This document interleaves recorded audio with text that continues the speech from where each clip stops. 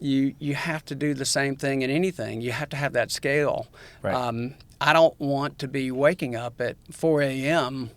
wondering, did the battery alarm go off? Did I miss it? Maybe I better get up and check the bank. And Sure. oh my God, we're at 9%. Turn it all off. Turn your phone off. Turn it off. Yep. And then you're up. That's it.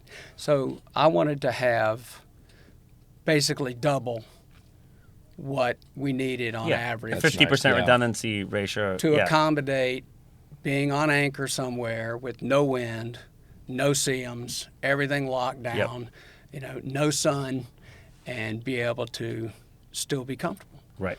Can you run 2 ACs on the battery?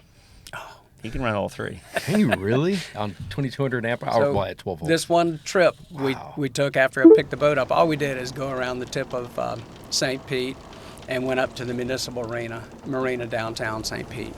And I didn't even bother hooking up to shore power. We had just for fun. I mean, the weather was only around 77, so we didn't need it. But I had all 3 AC units on all day, set to 70, just because.